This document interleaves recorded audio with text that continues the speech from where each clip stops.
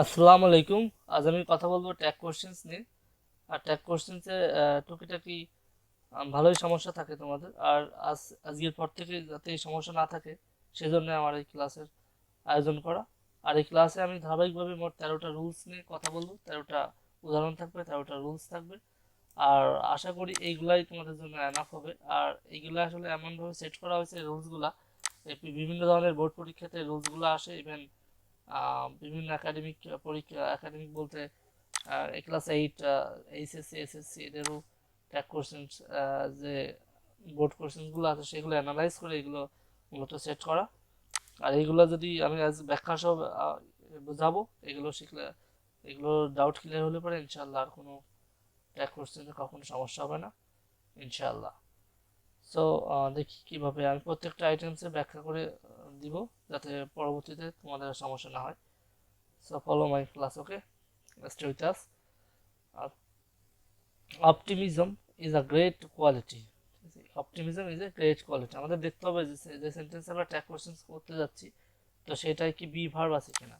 যদি be verb থাকে তাহলে আমরা ইজিলি সেটা সলিউশন করতে পারবো। আর তাহলে এখানে আছে বি ভার্ব, আমরা দেখতেছি এখানে ইজ আছে, তাহলে ইজ বসাবো আর এদের সঙ্গে নট যোগ করে দেবো। ইজ নট অপটিমিজমের জন্য এর প্রোনাউন আমরা ইট ব্যবহার করবো। ওকে, ইজ নট ইট। ব্যাস, বি ভার্ব থাকলে সেই বি ভার্বটা আমরা বসিয়ে দেবো সরাসরি। তার সঙ্গে আমরা সবাই জানি ট্যাগ কোশ্চেন করার সময় একটা নট ব্যবহার করতে হয় আর সাবজেক্টের প্রোনাউন ব্যবহার করতে হয়। আচ্ছা, সাবজেক্টের প্রোনাউন এখানে অপটিমিজম আছে আশীর্বাদ, আর এর প্রোনাউন আমরা ইট ব্যবহার করেছি। ওকে, আর তারপর প্রথম নাম্বার হয়ে গেল। দ্বিতীয় number, everybody believes this truth.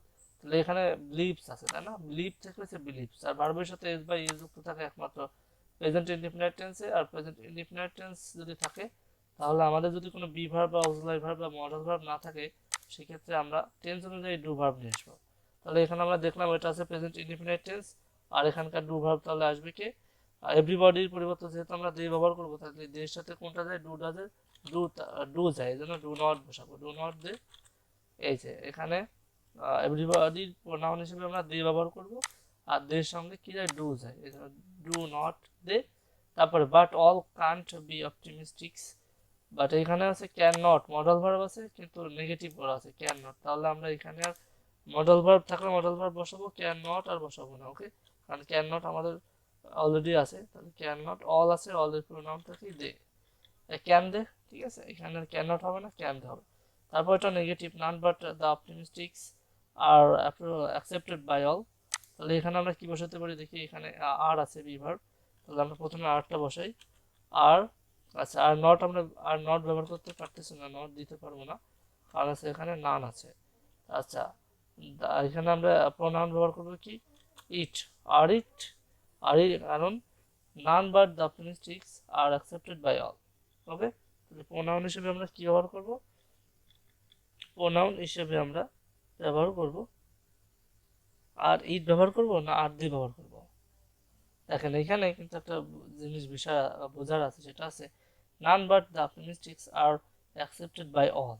All না, অল মানে হচ্ছে মানুষই বোঝাচ্ছে, এই জন্য আমরা এখানে অল এর প্রোনাউন হিসেবে দে ব্যবহার করি। যেমন এখানে আমরা অল এর প্রোনাউন এখানে দে নিয়েছিলাম, আর এখানে আমরা ইট ব্যবহার করবো না। এটা অনেকেরই ভুল করবে যে অপটিমিস্টিক্স এর দিকে এখানে ইট দিয়ে দেবে, এজন্য আমি এখানে ইট দিয়ে ভুল করে দেখালাম আর কি। ওকে, আর দে এটা হবে। আচ্ছা, তারপর আসি। তারপর so we all should be optimistics about life. তাহলে এখানে আমাদের মডেল ভার্ব আছে শুড, তাহলে তাহলে কোনো আর কোনো চিন্তা নেই আমাদের। তাহলে মডেল ভার্বটা বসাই, এস এইচ ওই। শুড নট, এখন তো কোনো নেগেটিভ নাই, জন্য আমাদের শুড নট দিতে কোনো সমস্যা নেই। শুড নট ওই, ব্যাস। তাহলে আমরা নেগেটিভ থাকলে নট দিতে পারবো না, আর নেগেটিভ না থাকলে নট দিব। আর যদি মডেল ভার্ব থাকে, যদি বি ভার্ব থাকে, যদি অক্সিলারি ভার্ব থাকে, তাহলে ইজিলি সেটা করতে পারবো। নয়তো টেন্স অনুযায়ী সেখান থেকে আমাদের ডু ভার্ব নিয়ে আসতে হবে। আচ্ছা, এরপরে আমরা দেখি নান of us can solve this problem. তাহলে এখানে দেখতে পাবো ক্যান আছে, ক্যান, তাহলে আমরা মডেল ভার্বটাকে বসে ক্যান। নট দিতে পারতেছে না, ক্যান নট হবে না, এখন নান আছে, তাহলে ক্যান। আচ্ছা, ক্যান, তার প্রোনাউন কোনটা ব্যবহার করবো?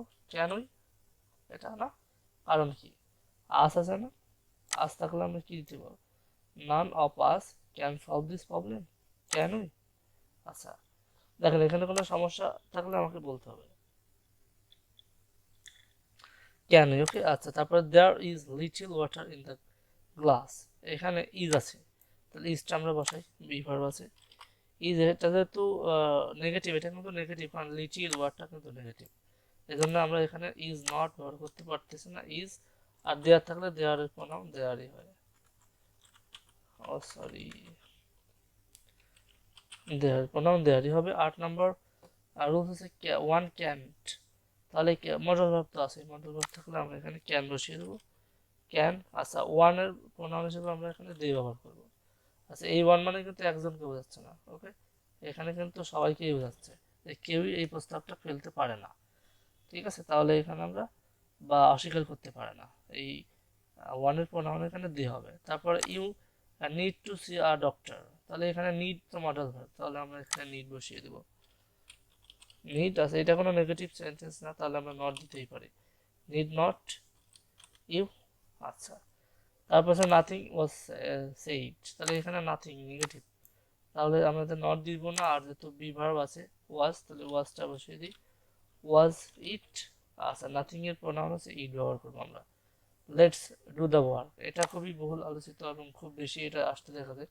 লেটস মানে লেটের পর অ্যাপোস্ট্রিয়াস থাকলে, লেটস থাকলে পরে আমরা এখানে শ্যাল কি দেব, শ্যাল উই বসিয়ে দেবো, ঠিক আছে। লেটস থাকলে পরে আমরা শ্যাল উই বসিয়ে দেবো, একদম মুখস্থ বিদ্যা, মুখস্থ করে রাখতে হবে। লেটস থাকলে পরে এটা কোশ্চেন আমরা শ্যাল উই বসিয়ে দেবো। তারপর লেটস, উপরটা ছিল কিন্তু লেটস, আর নিচেরটা কি আছে, লেটস কিন্তু নাই, লেটার দেম আছে, খেয়াল রাখতে হবে। যদি let him, let her, let them থাকে, তাহলে সেক্ষেত্রে আমরা ট্যাগ কোশ্চেন করার সময় উইল ইউ দেবো, উইল ইউ, উইল ইউ, খেয়াল রাখতে হবে। লেটস এক জিনিস, আর let him, let her, let them থাকলে পরে আমরা বসাবো কি, উইল ইউ। আচ্ছা মুখস্থ রাখতে হবে। আর ওপেন দ্য ডোর, এটা কিন্তু একটা ইম্পারেটিভ সেন্টেন্স, আর ইম্পারেটিভ সেন্টেন্সে ভার্ব দিয়ে শুরু হয়, এখানে কিন্তু এটা ভার্ব দিয়েই শুরু হয়েছে, ওপেন দ্য ডোর, দরজাটা খোলো। তাহলে এখানে যদি ভার্ব দিয়ে শুরু হয়, তাহলে আমাদের উত্তর এখানে দুইটাও হতে পারে, ওন্ট অ্যাপোস্ট্রিট, ওন্ট ইউ হতে পারে, আরেকটা হতে পারে ও উইল ইউ হতে পারে। দুইটা উত্তর কিভাবে হয় দেখেন বলি।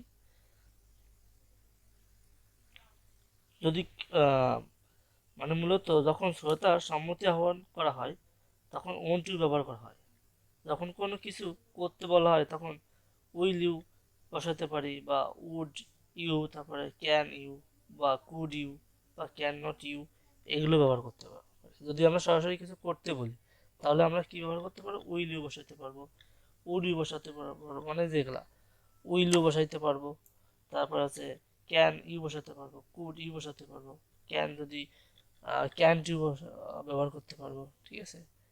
আর যদি আমরা তাকে আহ্বান করি, কোনো কিছু করতে আহ্বান করি, সেক্ষেত্রে আমরা সেখানে কি বসাবো, এই যে এটা ওন্ট ইউ, আর এখানে উইল নট বা ওন্ট ইউ, একই কথা আর কি। সো আশা করি এই কোশ্চেন্সে আর কোনো সমস্যা নাই।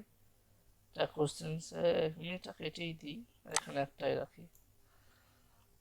আচ্ছা will you, okay, will you বসাবো, মনে রাখতে হবে অপটেটিভ সেন্টেন্স হলে আমরা উইল ইউ বসিয়ে দেবো, এক কথায়। আর আর কোনো বিষয় মাথায় রাখার দরকার নেই। আর যদি দেখি যে সরি ইম্পারেটিভ, বারবার অপটেটিভ বলছি কিনা, যদি ভার্ব দিয়ে শুরু, এক কথায় যদি ভার্ব দিয়ে শুরু হয় তাহলে আমরা উইল ইউ বসিয়ে দেবো। হ্যাঁ ভার্ব দিয়ে শুরু হলে আমরা সেখানে উইল ইউ দিয়ে অ্যান্সার করে দেবো, ব্যাস।